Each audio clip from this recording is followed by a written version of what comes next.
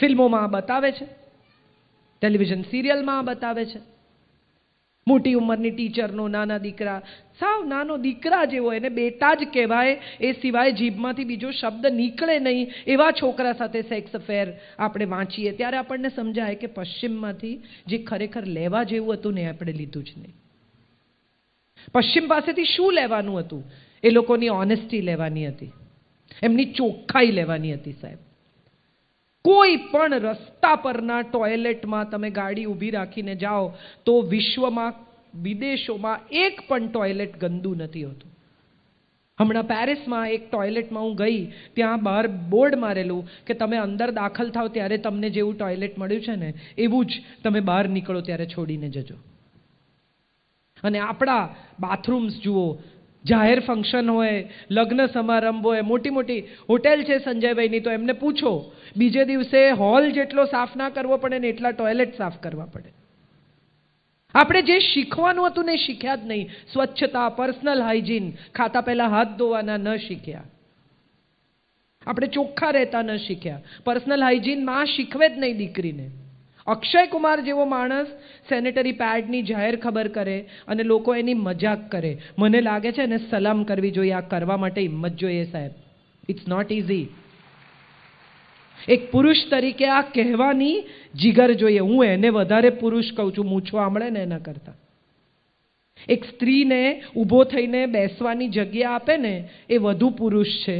ગમે એટલો હેન્ડસમ અને ગમે એટલી મૂછો ધરાવતો 6 ફૂટનો માણસ હોય ને એના કરતાં હું આવા બટકા 4 ફૂટ 4.5 ફૂટના માણસને વધુ પુરુષ માનું. કારણ કે એની પાસે સ્ત્રીનું સન્માન કરવાનું જીગર છે. સ્ત્રીનું અપમાન તો બધા કરી શકે, દુર્યોધન તો બધા બની શકે, કૃષ્ણ કેટલા બને છે એ અગત્યનું છે. કપડાં ખેંચવા તો બહુ સહેલા છે સાહેબ, એમાં ક્યાં કરવાનું છે કંઈ? ફાટી જશે બિચારી, શું કરી શકવાની છે? રામાયણમાં જ્યારે સીતા અગ્નિ પરીક્ષા આપે છે ત્યારે ચિતા પર ચડતા પહેલા વાલ્મીકી રામાયણમાં સીતા એક શ્લોક બોલે છે. મને લાગે છે આપણે બધી દીકરીઓએ આ શ્લોક યાદ રાખવાનો છે અને એને જીવન મંત્ર બનાવવાનો છે. સીતા એમ કહે છે કે હું સ્ત્રી છું, શરીરે સક્ષમ નથી. મારી ઈચ્છા વિરુદ્ધ મારા શરીરને કોઈ પુરુષ અડી જાય એવું બને, પણ હું સ્ત્રી છું, હું બહુ જ સક્ષમ છું. મારી મરજી વિરુદ્ધ મારા મનને આ જગતનો કોઈ પુરુષ અડી શકે નહીં. ચંદ્રકાંત બક્ષીએ 1956માં લખેલું કે સ્ત્રીનું ચારિત્ર્ય દીવાસળી નથી કે તમે એકવાર પેટાવો એટલે ફરી ના પેટે. સ્ત્રીનું ચારિત્ર્ય એ સ્ત્રી પોતે નક્કી કરે છે. મેં ચિત્રલેખામાં એક લેખ લખેલો, મારી મેમરીનો એક લેખ. હાલોલના લકી સ્ટુડિયોમાં શૂટિંગ ચાલતું હતું એક ફિલ્મનું.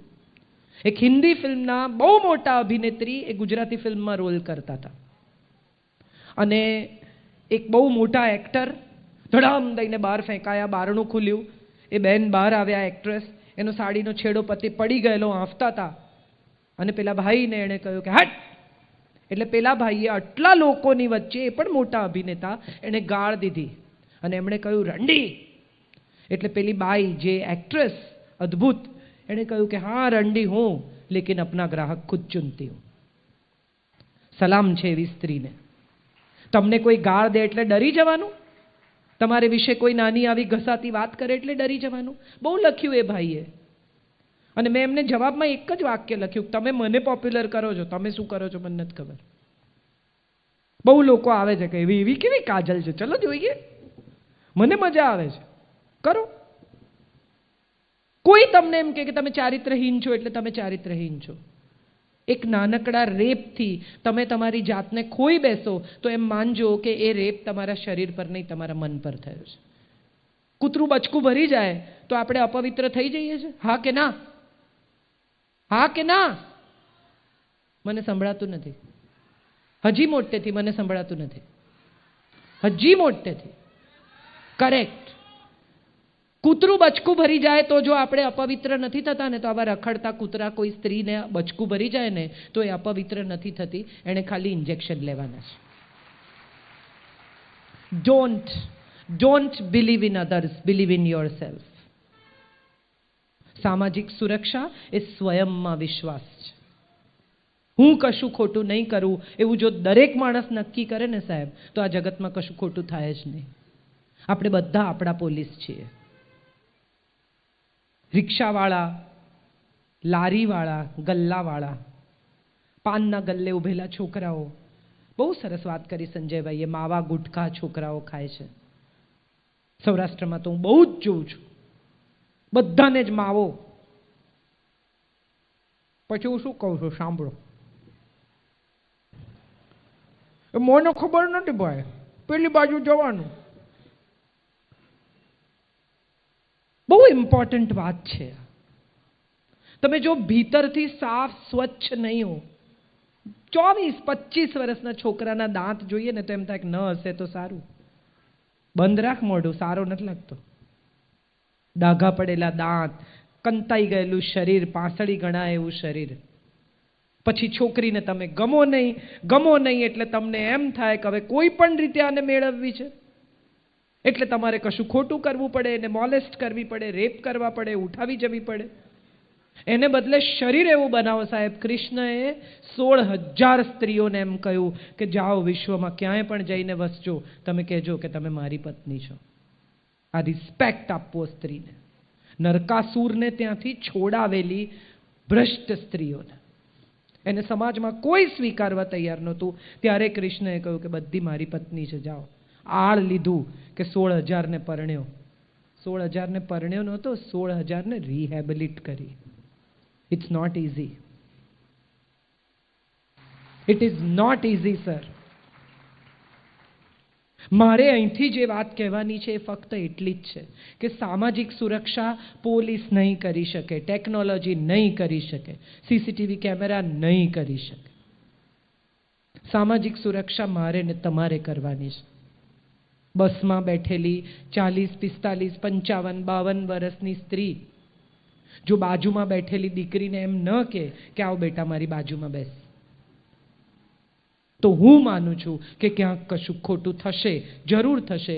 કારણ કે એક પેઢી બીજી પેઢીને સુરક્ષા નથી આપી રહી. It is our job to teach our children. શિક્ષકો તો શીખવશે. પહેલી શિક્ષક માં છે સાહેબ. આપણે બધાએ ઉપનિષદની કથા સાંભળી છે કે એક ચોર પકડાય છે અને ફાંસી થાય છે અને એને પૂછે છે કે તારી છેલ્લી ઈચ્છા શું છે, અને કહે છે કે મારે મારી માને મળવું છે. બધા દ્રવી જાય છે કે અરે રે બિચારાને એની માને મળવું છે, બોલાવો. માને બોલાવે છે. છોકરો માનું નાક કરડી ખાય છે અને બધા એકદમ એને કે આ શું કર્યું તે તારી માને? તો કે પહેલી ચોરી કરીને ત્યારે જો મારી માએ મને એક તમાચો માર્યો હોત ને તો આજે મને ફાંસી ના થઈ હોત. દીકરો પહેલી વાર કોઈ છોકરી વિશે ઘસાતું બોલે ને ત્યારે એમ કહેવાનું કે this is not how you speak about woman. મારે એક બહુ જ અંગત વાત તમારી સાથે અહીંથી શેર કરવી છે. મારો દીકરો સ્કૂલમાં ભણતો હતો, 12મા ધોરણમાં, અને એક દિવસ ઘરમાં આવ્યો અને બારણું ધડામ દઈને બંધ કરીને મને કે કોઈ આવે ને તો કહેતો નહીં હું ઘરે છું. અરે મેં કીધું એવું શું કરીને આવ્યો છે? તો કે ના, અમારી ક્લાસમાં એક છોકરી છે ચાંદની, એ ને એનો ભાઈ ને એનો બોયફ્રેન્ડ બધા મને શોધે છે. તું તે શું કર્યું? તને કેમ શોધે છે? તો મને કે ના, મેં તો છે ને ખાલી એવું અમુક વસ્તુ એના વિશે હું બોલેલો તો એના બોયફ્રેન્ડને કોઈકે કહી દીધું. તો શું બોલેલો એ કે મને. મેં ચાંદનીને ફોન કર્યો. મેં કીધું બેટા હું તને એડ્રેસ સમજાવું, આવ. મારો દીકરો ઘેર જ છે. આવી એ, એનો ભાઈ, એનો બોયફ્રેન્ડ, એનો એક બીજો ફ્રેન્ડ અને એની એક બીજી ફ્રેન્ડ, 5 જણા બેસાડ્યા. શું બોલ્યો છે? એટલે પેલીએ કહ્યું કે આમ બોલ્યો આંટી, હી વોઝ નોટ રાઇટ, આવું ના કહેવાય મારા વિશે. તું બરાબર છે, કોઈ વિશે લૂઝ ટોક ન કરાય. મેં તથાગતને કહ્યું, મેં કીધું તારી પાસે કોઈ પ્રૂફ છે તું જે બોલ્યો એના? કે ના. તો તું કેમ કીધું? કે મેં તો એમ જ કીધું. મેં તો એમ જ કોઈના વિશે બોલાય? કાલે તારી માં વિશે લોકો કહેશે અને એમ કહેશે કે એમ જ કીધું, તું સાંભળી લઈશ ને. મારા દીકરા પાસે માફી મંગાવી, અને આ તમે ચેક કરી શકો છો. મારા દીકરા પાસે માફી મંગાવી, એટલું જ નહીં, મેં એમ કહ્યું કે એ છોકરીને કે આજ પછી પણ ક્યારેય તને આવી કોઈ પણ ખબર પડે તથાગત વિશે તો મને કહેજે, કારણ કે આઈ વિશ કે મારો દીકરો જિંદગીભર સ્ત્રીને માન આપે. આ મારે કરવાનું છે. આ મારા સિવાય કોઈ નહીં કરી શકે. એ ટીવી જોતા કે નેટફ્લિક્સ ઉપર કે અહીંયા કે એના ઇવન પોસ્ટ્સમાં ક્યાંય પણ સ્ત્રી વિશે ઘસાતું બોલે તો હું એને હંમેશા કહું છું કે નહીં લખવાનું. એણે એક પોસ્ટ મૂકેલી જેમાં કોઈકનું પેઇન્ટિંગ છે, જેમાં જીસસ સિગરેટ પીએ છે અને કૃષ્ણ કંઈક જુગાર રમે છે અને કોકના હાથમાં દારૂ છે. આવા 5-6 ઈશ્વરને જુદી રીતે ચિતરેલા જે વિદેશનું કોઈ પોસ્ટર છે, એ એણે ખાલી પોતાના ફેસબુક પર શેર કરેલું. એમાં તો ઉહાપો થયો ને તમે એને, મને એક ભાઈએ લખ્યું કે તમે એને ધમકાવ્યો છે, તમે જાહેરમાં માફી માંગી છે. હું એમ માનું છું કે ધર્મ વિશે દરેકને પોતાના વિચારો અભિવ્યક્ત કરવાનો અધિકાર છે, પણ સામાજિક સુરક્ષા એ ધાર્મિક સુરક્ષા નથી. મંદિર તમે જેટલા સાચવો છો ને એને બદલે એટલી માને સાચવો, અને બીજાની માને પણ એટલી જ સાચવો, તમારી માને નહીં. કોઈ સ્ત્રી હાથમાં 2 થેલા લઈને જતી હોય ને, અને જો કોઈ 19-20 વર્ષનો છોકરો દોડીને એમ કે લાવો આંટી હું લઈ લઉં, તો એ પણ મારા હિસાબે સામાજિક સુરક્ષા છે. આ પણ સામાજિક સુરક્ષા છે. ઘણા લોકો કહે છે અહિંસામાં માનો ને અહિંસા ફલાણું. અહિંસા ક્યાં સુધી? બાજુમાં કોકને ફટકારતું હોય અને તમે કહો કે ના હું તો અહિંસામાં માનું છું. 5 જણા ભેગા થઈને એક સાચા છોકરાને ફટકારતા હોય અને તમે બેસીને જોયા કરો તો એ અહિંસા નથી, એ નપુંસકતા છે. ને ઘણાના રસ બી જુદા હોય. થોડા લોકો બેસીને તાપણું કરતા હતા. 2 જણા મોટરસાઇકલ પર આવ્યા. એકે પૂછ્યું કે ચિરાગ કોનું નામ છે? તો એક ઊભો થયો કે મારું નામ છે. અને બહુ માર્યો ને પછી જતા રહ્યા. એટલે જે બાકીના લોકો તાપણું કરતા હતા એને પૂછ્યું કે અલા તારું નામ ચિરાગ તો છે ને, તે કેમ કીધું કે તારું નામ ચિરાગ છે? એટલે જેણે માર ખાધો તો એણે કીધું કે ચિરાગનું શું કામ હતું એ તો જાણવું પડે ને. આપણી ક્યુરિયોસિટી આવી છે, બધું જાણવું છે. કોણ શું કરે છે, ક્યાં જાય છે, કોને મળે છે, આ બધામાં આપણને રસ છે. પણ ખરેખર આપણા લોકો શું કરે છે ને એમાં આપણને રસ નથી. માછલી છે ને, માછલી એને બચવું હોય ને તો માછીમારના પગની આજુબાજુ રહેવું પડે, કારણ કે જાળ હંમેશા દૂર ફેંકે. પોતાના પગની પાસે જાળ નથી ફેંકતો માછીમાર, એ દૂર જાળ ફેંકે છે. એટલે જેણે સુરક્ષિત રહેવું હોય ને એણે મા બાપના ચરણમાં રહેવું, કારણ કે માછીમારો તો જાળ દૂર ફેંકે છે. જો તમે તમારા મા બાપના પગની આજુબાજુ છો, તમારા મા બાપની આજુબાજુ છો, એને ઇન્ફોર્મ કરો છો કે તમે ક્યાં છો, તમારી પત્નીને ઇન્ફોર્મ કરો છો કે તમે ક્યાં છો. કેટલા લોકો અચાનક હાર્ટ એટેકથી હવે આપણે ગુજરી જાય છે એવું સાંભળીએ છીએ. કોઈ દિવસ કોઈએ એવો વિચાર કર્યો છે કે કેટલા બધા પતિઓએ કેશની ક્યાં લેવડ દેવડ કરી છે, બેંક અકાઉન્ટ્સ ક્યાં છે, એમના ઈમેલ કેવી રીતે ચાલે છે, એમના કયા કયા ક્રેડિટ કાર્ડ્સ છે, ક્યાં પૈસા બાકી છે, કેટલા પૈસા બાકી છે, એમના મેડિક્લેમ શું છે, પત્નીને કાંઈ ખબર ન હોય. અને બિચારીએ કોઈક વાર પૂછ્યું હોય તો એ તરત જ એને એમ કે તારે હું કામ છે, હું બધું જોઉં છું ને. હું એમ માનું છું કે પત્નીને બેંકની સ્લીપ ભરતા શીખવવી, પાસબુક વાંચતા શીખવવી, દર મહિને એને સ્ટેટમેન્ટ બતાવવું, કોને કેટલા કેશનો વ્યવહાર કર્યો છે અને કોની પાસેથી કેટલા પૈસા લેવાના છે એ પત્નીને કહેવું, એ પણ સામાજિક સુરક્ષા છે. આ જ બધી સામાજિક. હું મોટી મોટી વાતો કરતી જ નથી. મને આજે સંજયભાઈની વાત એટલે જ બહુ ગમી કે એમણે બેઝિક વાત કરી. ફલાણા અંગ્રેજી લેખકે આમ લખ્યું છે ને ઢીકણાની આમ કવિતા છે ને આજે હું તમારા માટે એક કવિતા વાંચું છું ને આજે હું આમ ફલાણા કયા જમાનામાં ઓ હેનરીએ શું લખ્યું, તો એમાં આપણને હું રસ છે. આજની વાત કરો, હમણાંની વાત કરો ને આપણી વાત કરો. બહુ દૂર જવાનો મતલબ જ નથી. 4 બાબતો જેમ સંજયભાઈ કહે મારે પણ કહેવી છે. મારી વાત પૂરી કરીશ બહુ ઝડપથી. પહેલી વાત, કોઈ દિવસ ક્યારેય કોઈ પણ અજાણ્યા માણસ સાથે કોઈ પણ ઇન્ફોર્મેશન શેર ન કરો. આવું તમે શીખ્યા છો. એમાં એક નિયમ ઉમેરો કે જાણીતા માણસ સાથે પણ બધી ઇન્ફોર્મેશન શેર ન કરો. બધાએ તમારે વિશે બધું જાણવું જરૂરી નથી. ટેટુ કરાવ્યું એટલે તરત ફોટો, કમરના ફોટા, વજન ઉતર્યું એટલે કમરના ફોટા. સરસ લાગે છે, નાઇસ, એન્જોય. તમે એન્જોય કરો. દીકરીને મમ્મી હંમેશા એવું શીખવાડે કે રૂપાળી હોઈશ ને તો છોકરો મળશે. મારે આ બધી દીકરીઓને કહેવું છે કે સદગુણી હોઈશ ને તો છોકરો મળે કે ન મળે સારું જીવી શકીશ. લગ્ન એ જીવનનું ધ્યેય નથી, જીવનનો હિસ્સો છે.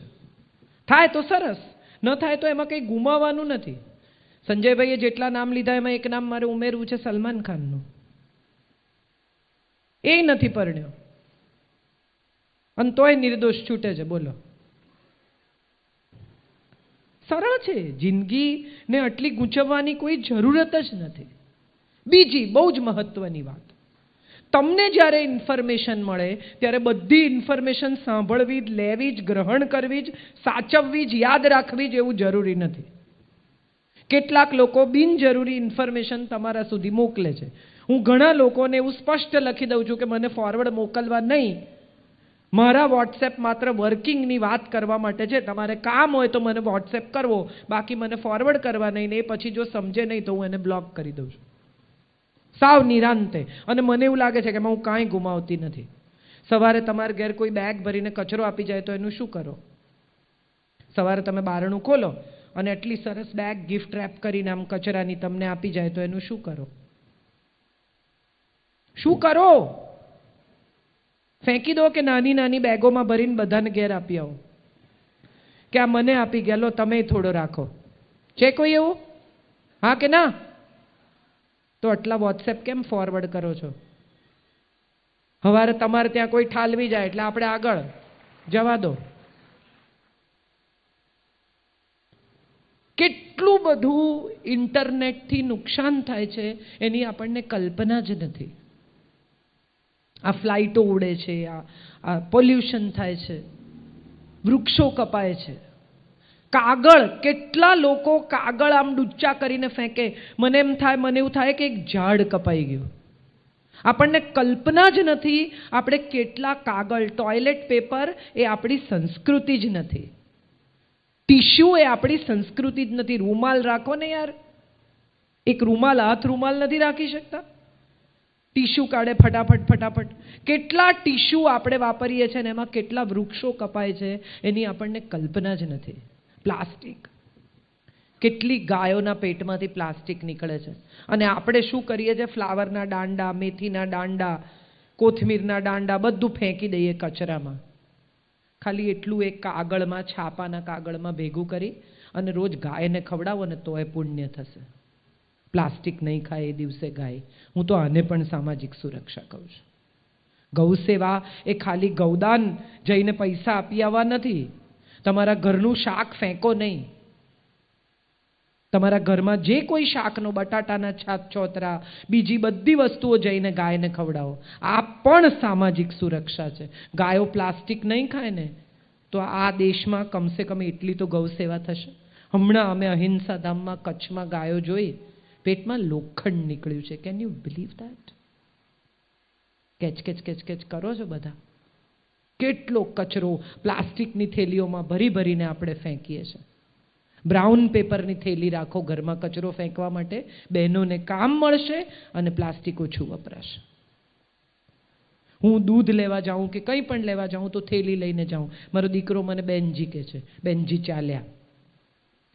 પણ હું બહુ જ દ્રઢપણે માનું છું આ તો હમણાં પ્લાસ્ટિક નહીં વાપરવાનું આવ્યું. હું તો કેટલા વર્ષોથી થેલી લઈને જાઉં છું. આટલી નાની થેલી ફોલ્ડ થઈને પર્સમાં રહી જાય, કેમ ન લઈ જઈ શકાય? એમાં શરમાવાનું શું છે?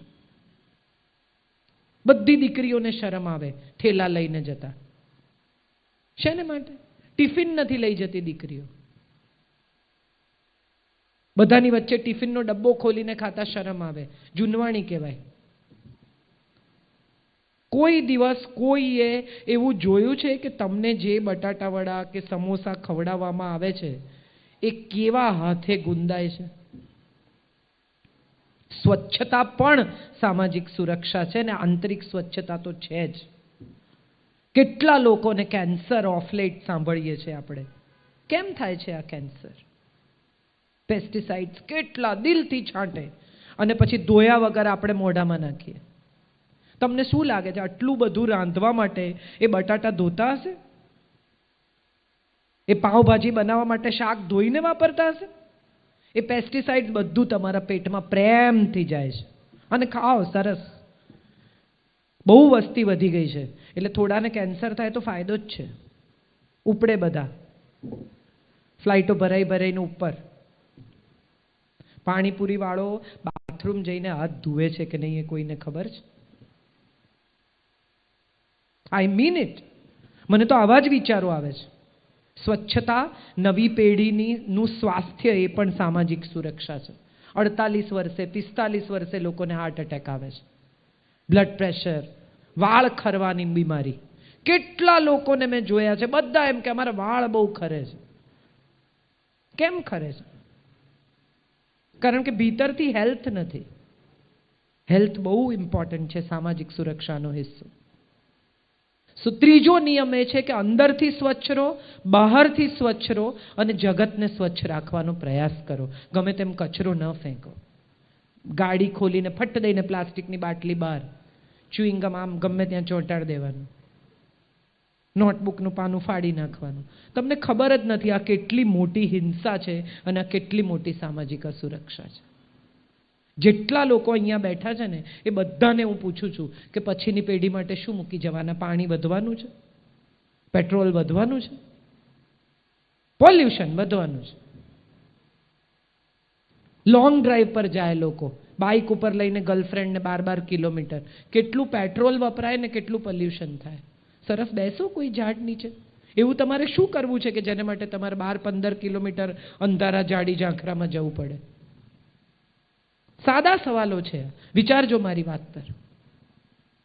અને ચોથો સૌથી ઇમ્પોર્ટન્ટ નિયમ એ છે કે જે સુરક્ષા તમે ઈચ્છતા હો, માગતા હો, ઝંખતા હો, જોઈતી હોય, ડિમાન્ડ કરતા હો, એ બીજાને પણ આપો.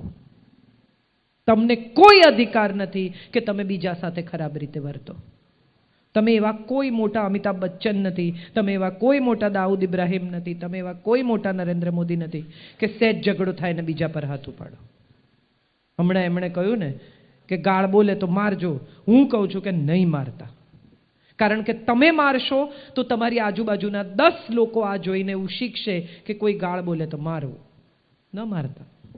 મારવાથી જો જગતમાં કોઈ સુધરી જતું હોત ને તો દુનિયા બદલાઈ ગઈ હોત સાહેબ.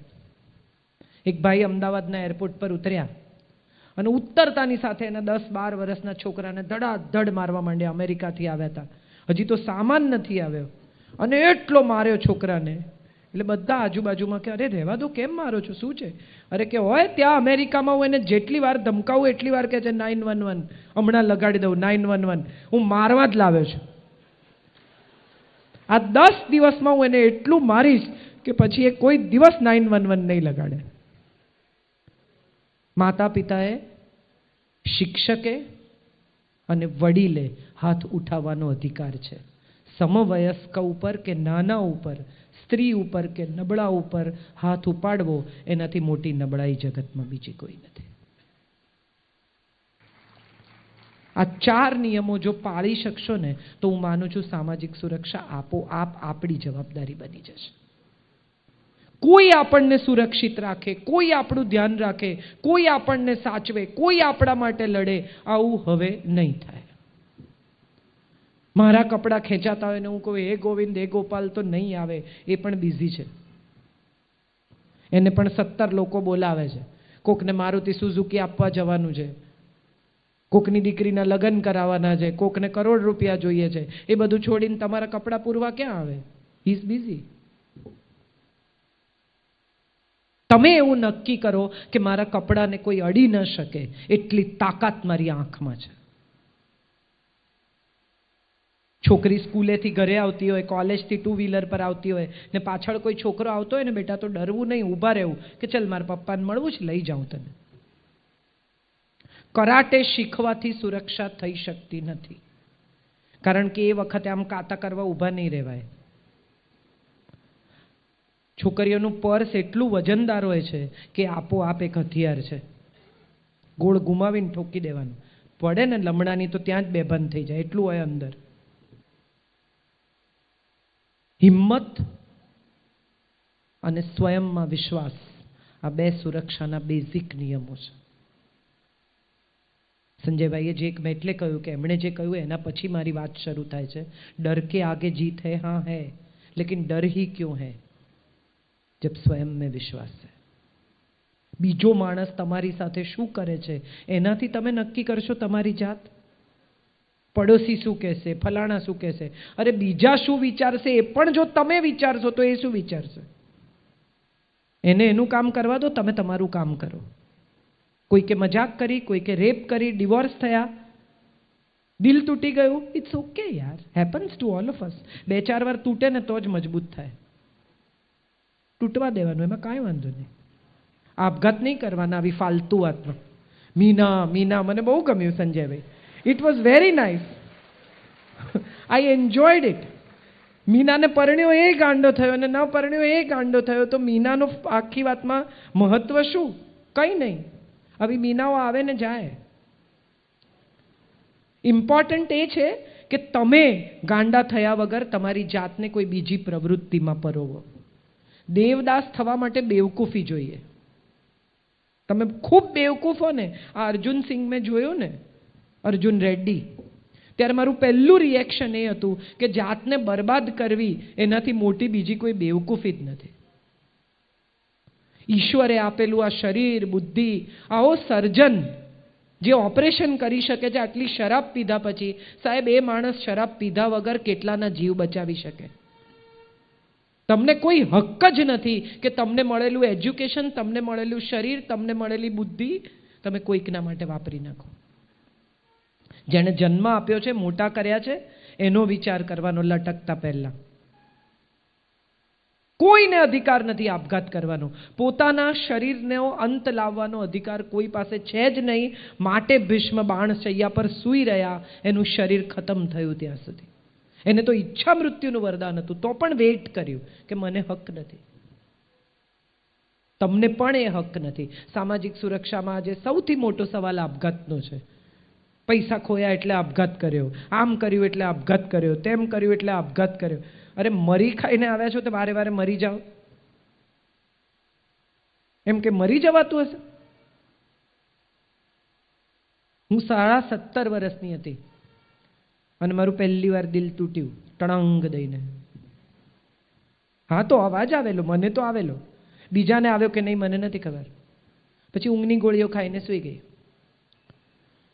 અમદાવાદમાં રૂપારેલ નામના એક ડૉક્ટર છે, એની હોસ્પિટલમાં એડમિટ કરી, સ્ટમક વોશ કર્યો, જતાં જતાં બચી ગઈ. જે સંજયભાઈએ કહ્યું ને એ જ મારે કહેવું છે. ખરેખર તો આ યુવા જ્ઞાનોત્સવનો ઉદ્દેશ જ એ છે કે બધા આવીને એક જ વાત કરે. ત્યારે મરી ગઈ હોત ને તો એક આટલી નાની નોટ છપાઈ હોત કે દિગંત ઓઝાની દીકરી કાચી ઉંમરે ગુજરી ગઈ, ઈશ્વર બચી ગયેલાને જીવવાની તાકાત આપે અને એના આત્માને શાંતિ આપે. 4 વાક્યમાં પૂરું થઈ ગયું હતું. અત્યારે મને 1 કલાક મળ્યો અને 7,000 લોકો. 4 વાક્યમાં જિંદગી સમેટાઈ જાય ને, એના કરતાં હું ઈચ્છું કે દરરોજ હું 700 બાળકોને મોટિવેટ કરું, જિંદગી જીવતા શીખવું અને કશુંક એવું કરું કે મારા ગયા પછી પણ લોકો એવું વિચારે કે જીવી હોત તો કે બહુ વાંધો નહોતો, જવા જેવી ઉંમર નહોતી. હમણાં પંડિત જસરાજજીએ કહ્યું કે હું 91 વર્ષનો છું. જેટલો લાંબો આલાપ એટલું લાંબુ આયુષ્ય. મોટી વાત છે સાહેબ. વહીદા રહેમાન 82 વર્ષના છે. શિલ્પા શેટ્ટી સાથે એણે ડાન્સ કર્યો ને તો તમે જોઈ શકો કે વહીદાજી વધુ ગ્રેસફુલ છે. જીવવા માટે જીગર જોઈએ, મરવા માટે તો તમારી બેવકૂફી જ પૂરતી છે.